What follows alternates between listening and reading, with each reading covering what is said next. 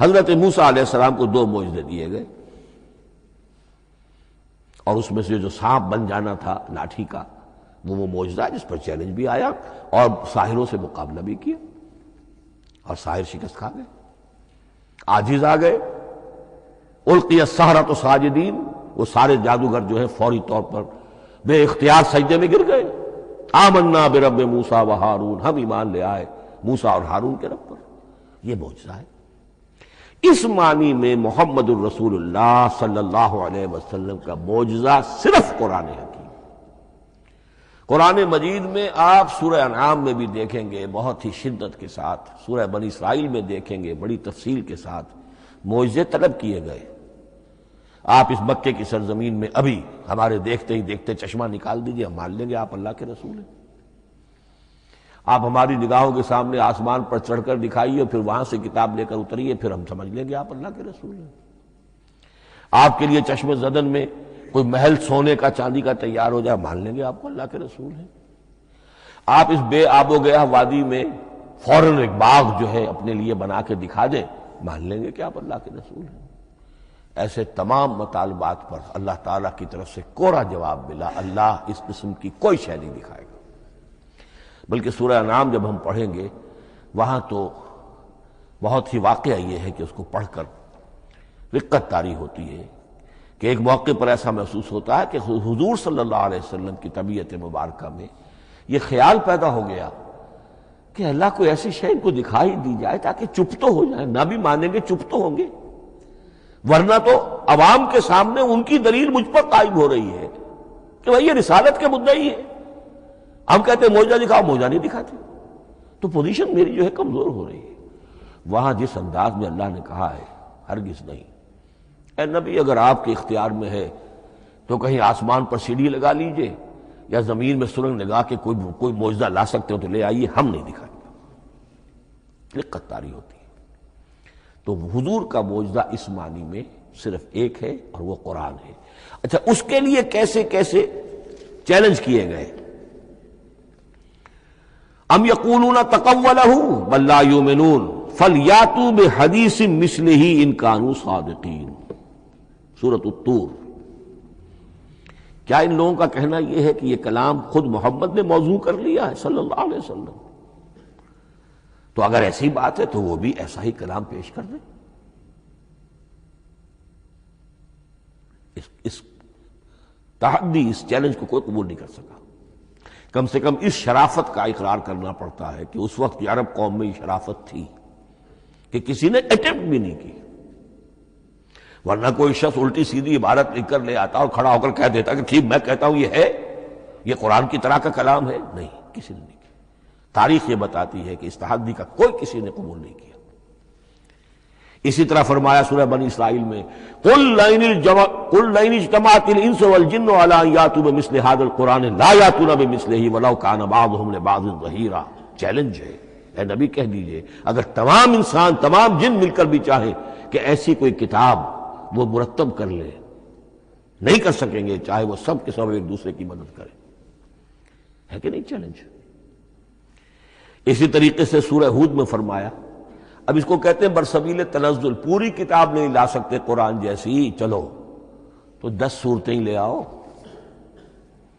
قل فاتوا بعشر سور مثلہ مفتریات، اے کہیے اے نبی، سورہ ہود کی آیت نمبر 13 ہے، اس جیسی کوئی 10 سورتیں ہی لے آؤ۔ 114 نہ صحیح، 10 صحیح۔ یہ بھی نہیں ہوا تو برسبیل تنزل اور سورہ یونس میں فرمایا قل فاتوا بسورۃ من مثلہ، ایک سورت ہی لے آؤ۔ اور اسی کو سورہ بقرہ کے 30 رکوع میں دہرایا گیا، وَإِن كُنتُمْ فِي رَيْبٍ مِّمَّا نَزَّلْنَا عَلَىٰ عَبْدِنَا فَأْتُوا بِسُورَةٍ مِّن مِّثْلِهِ وَادْعُوا شُهَدَاءَكُم مِّن دُونِ اللَّهِ إِن كُنتُمْ صَادِقِينَ۔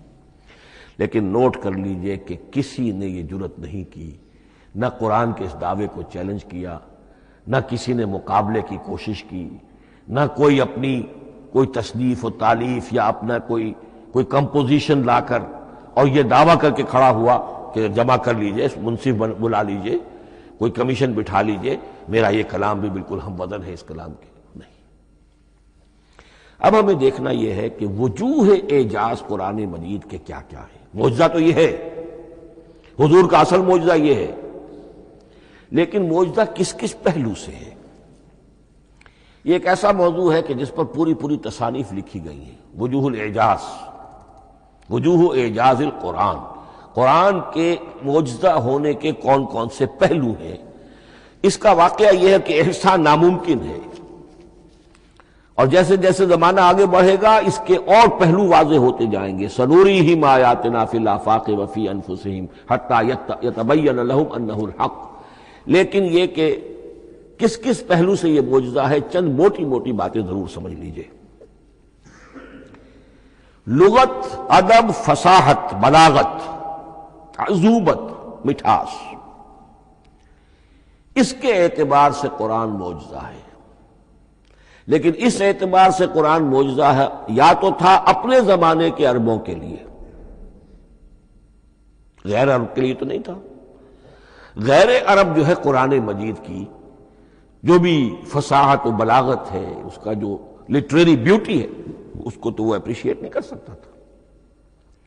یہ حصہ جو ہے یا تو عربوں کے لیے تھا اس وقت دائمی، یا آج بھی عرب کچھ نہ کچھ، بہرحال عربی ان کی زبان ہے، وہ پڑھتے ہیں، جیسا کہ میں نے عرض کیا تھا، چاہے عیسائی ہو اور چاہے یہودی ہو، وہ بھی اپنے ہاں لٹریچر کی، عربی لٹریچر کی ہائیسٹ کتاب کی حیثیت سے قرآن مجید پڑھانے پر مجبور ہے۔ ایک پہلو اس کا یہ ہے، اور اسی کے حوالے سے نوٹ کیجئے حضرت لبید رضی اللہ تعالی عنہ، یہ سبع معلقہ کے شعراء میں سے تھے آخری۔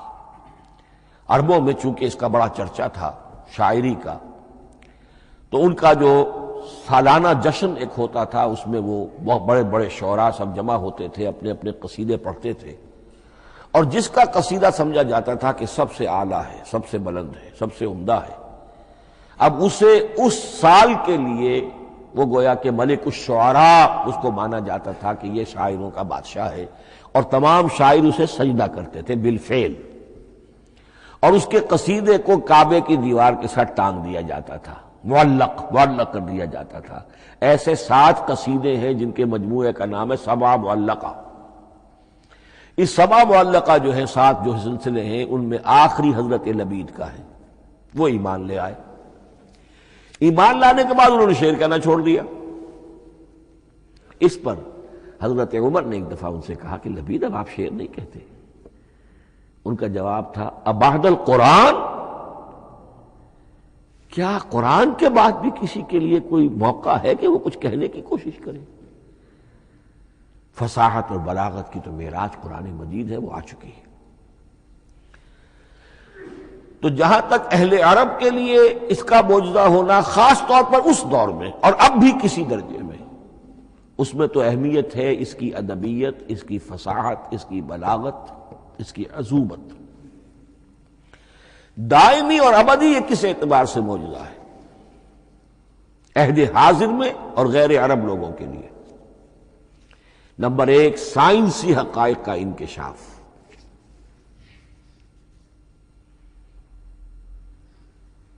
جس طریقے سے کہ یہ سائنسی حقائق منکشف ہوتے چلے جا رہے ہیں ابدی طور پر، میں ڈاکٹر مورس بکائی کا حوالہ دے چکا ہوں اور پروفیسر ڈاکٹر کیتھل مور کا حوالہ دے چکا ہوں، ان کو ذہن میں رکھیے۔ سنوریہم آیاتنا فی الآفاق وفی انفسہم حتی یتبین لہم انہ الحق۔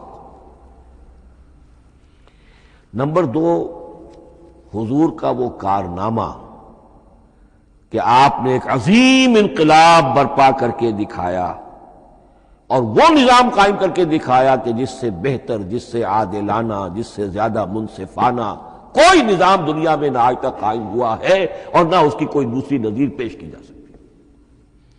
یہ ہے سب سے بڑا معجزہ، اور معجزہ ہوا قرآن سے۔ اتر کر حرا سے سوئے قوم آیا اور ایک نسخہ کیمیا ساتھ لایا۔ یہ سارا معجزہ، جیسا کہ میں نے شروع میں عرض کیا ہے، محمد اور قرآن دونوں مل کر بینہ بھی ہے تو رسول من اللہ یتلو صحفا مطہرۃ فیہا کتب قیمہ، اور قد انزل الیکم ذکرا رسولا یتلو علیکم آیات اللہ المبینات۔ یہ معجزہ جو ہے جس کے حوالے سے دنیا میں بڑی بڑی شخصیات نے شہادت دی۔ ایم این رائے اس صدی کا ایک بہت بڑا انقلابی شخص، کمیونسٹ انٹرنیشنل کا رکن، اس صدی کی ابتدا میں جو شعلہ تھا، جو غلغلہ تھا، جو ولولہ تھا بولشوک ریولوشن کا، اور جو دنیا کے اندر ایک دھوم مچ گئی تھی، اس کو ذہن میں رکھیے۔ اور اس میں کمیونسٹ انٹرنیشنل کا رکن ایم این رائے، 1920 میں اس نے لاہور میں ایک خطبہ دیا تھا، ہسٹوریکل رول آف اسلام۔ اس نے کہا تھا تاریخ انسانی کا عظیم ترین انقلاب وہ ہے کہ جو محمد نے برپا کیا صلی اللہ علیہ وسلم۔ آج بھی یہ کتاب بھارت میں چھپتی ہے، بامبے کا ایک پبلشر شائع کرتا ہے، historical role of Islam by M N Roy. پھر آگے چلیے، ایچ جی ویلز اگرچہ انتہائی رقیق حملے کرتا ہے حضور کی زندگی کے بعض پہلوؤں پر، جیسے رشدی نے کیے ہیں یا جیسے تسلیمہ نسرین ایک بنگالی خاتون نے کیے ہیں، اسی طرح کے حملے کیے اس نے بھی۔ اور یہ اس لیے بتا رہا ہوں کہ یہ اسٹیبلش ہو جائے کہ وہ دوست نہیں ہے، دشمن ہے۔ عربی کا ایک مقولہ یہ ہے کہ الفضل ما شہدت بہ الاعداء، اصل فضیلت تو اس شے کی ہے جس کی گواہی دشمن دے۔ دوست تو تعریف کریں گے، قابل تعریف شے کی بھی تعریف کریں گے، بڑھ چڑھ کر کریں گے۔ یہ بھی ہو سکتا ہے کسی قابل مذمت شے کی بھی تعریف کر بیٹھے، دوست ہوئے۔ دشمن جو ہے وہ تو ظاہر بات ہے اسی بات کو مانے گا کہ جس میں کسی شک و شبہ کی گنجائش نہ ہو۔ اس لیے میں نے عرض کیا کہ دشمن ہے، رقیق حملے کرتا ہے، لیکن آخر میں جب آتا ہے concise history of the world میں چیپٹر جو ہے حضور پر، اس میں خطبہ حجۃ الوداع کا وہ حوالہ دیتا ہے، لا فضل لعربی علی عجمی ولا لعجمی علی عربی ولا لاحمر علی اسود ولا لاسود علی احمر الا بالتقوی۔ اور پھر لکھتا ہے کہ اگرچہ انسانی حریت و اخوت و مساوات کے واعظ تو پہلے بھی بہت کہے گئے تھے، یہاں تک کہ مسیح ناصری حضرت عیسیٰ علیہ السلام کے ہاں بھی ہمیں بڑے واعظ ملتے ہیں، لیکن یہ ماننا پڑتا ہے کہ تاریخ انسانی میں پہلی مرتبہ ان اصولوں پر ایک انسانی معاشرہ قائم کر کے دکھایا محمد نے صلی اللہ علیہ وسلم۔ Although the sermons of human freedom, fraternity and equality were said before also, and we find a lot of them in Jesus of Nazareth, but it must be admitted that it was Muhammad sallallahu alayhi wa sallam who established for the first time in history a society based on these principles. اسی طرح کی گواہی آج سے تقریباً 20 سال پہلے امریکہ کے ڈاکٹر مائیکل ہارٹ نے دی، a selection and gradation of the 100 most influential personalities of human history.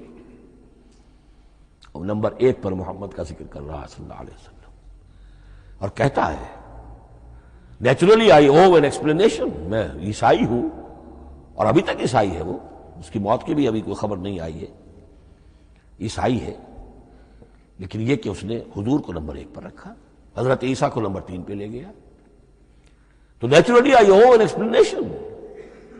اور پھر ایکسپلینیشن دی ہے، this is because he is the only person supremely successful in both the religious and secular fields. یہ دونوں میدان جو ہے مذہب اور روحانیت، اور دوسری طرف سیاست اور حکومت اور ریاست، ان دونوں میدانوں میں بیک وقت انتہائی کامیاب انسان صرف ایک ہے، اور وہ محمد ہے صلی اللہ علیہ وسلم۔ یا تو آدمی اس میں اونچا ہوتا ہے، روحانیت میں ہے، دین میں ہے، اخلاق میں ہے، تو سیاست اور ریاست میں زیرو ہوگا، یا کوئی بہت بڑا بادشاہ ہے، بڑا حکمران ہے، بڑا فاتح ہے، سکندر اعظم ہے، تو وہ اخلاقیات میں اور روحانیات میں زیرو نہیں، مائنس ہوگا۔ یہ معاملہ کہ دونوں میں this is because he is the only person supremely successful in both the religious and the secular fields. لیکن یہ بات نوٹ کر لیجئے کہ جو تازہ ایڈیشن ہے اس کتاب کا، اس میں سے یہ پیسج نکال دیا ہے نئے جو ایڈیٹرز ہیں انہوں نے۔ اس کے لیے آپ کو کسی پرانے ایڈیشن سے رجوع کرنا پڑے گا، concise history of the world, اور وہ لائبریریوں میں مل جائے گا۔ علامہ اقبال نے اس بات کو یوں بیان کیا ہے ہر کجا بینی جہان رنگ و بو، کہ از خاکش بروید آرزو، یاد نور مصطفیٰ اورا بہاس، یا ہنود اندر تلاش مصطفیٰ است۔ اس دنیا میں تمدن کے اعتبار سے، اخلاق کے اعتبار سے، معاشرت کے اعتبار سے کہیں کوئی خوبی اگر تمہیں نظر آتی ہے، کوئی رمق نور کی، خوبی کی، بھلائی کی، رنگ و بو، جان لو کہ یا تو وہ نور محمدی سے مستعار لی گئی ہے، اور یا ابھی تک انسان ابھی محمد کی تلاش میں ہے، ادھر جا رہا ہے، قافلہ ادھر جا رہا ہے نوع انسانی کا، چاروں ناچار ادھر جا رہا ہے۔ سوشل ایوولوشن کا پروسیس انسان کو افراط و تفرید کے دھکوں کے باوجود تدریجاً لے کر جا رہا ہے بحیثیت مجموعی پوری مین کائنڈ کو اسی بات کی طرف کہ جس کی طرف دعوت دی تھی محمد الرسول اللہ صلی اللہ علیہ وسلم۔ ہر کجا بینی جہان رنگ و بو، کہ از خاکش بروید آرزو، یا ز نور مصطفیٰ اورا بہاست، یا ہنود اندر تلاش مصطفیٰ است۔ اسی اعتبار سے میں ایک بات اور کہہ رہا ہوں، اس پہلو سے واقعہ یہ ہے کہ میرے نزدیک اس دور میں اعجاز قرآن کی سب سے بڑی نمائندہ شخصیت، اعجاز قرآن کا سب سے بڑا مظہر علامہ اقبال کی ذات ہے۔ 20ویں صدی کا مفکر، فلسفی، مشرق و مغرب کے فلسفے پڑھ چکا، قدیم اور جدید فلسفہ سب کا مطالعہ کیا، اور اس کے بعد اس کو قرآن کی حقانیت پر جو یقین نظر آیا ہے، قرآن کی عظمت جس طرح اس پر منکشف ہوئی ہے، وہ واقعہ یہ ہے کہ مجھے کم سے کم اپنی محدود معلومات کی حد تک عظمت قرآن کا وہ انکشاف کسی دوسرے شخص پر نظر نہیں آتا۔ انہوں نے جس جس طریقے سے مرثیے کہے ہیں کہ مسلمان قوم نے کس طرح قرآن کو چھوڑا ہوا ہے، واعظ ہے تو قرآن سے نہیں کہیں اور سے، تربیت اور تزکیہ نفس ہے تو اس کا تعلق قرآن سے نہیں، وہ بھی کچھ اور مستعار چیزیں ادھر سے ادھر سے لے لی ہیں، فلسفے ہیں تو کہیں اور سے لے لیے ہیں، قرآن سے حکمت جو ہے وہ اخذ نہیں کی گئی ہے۔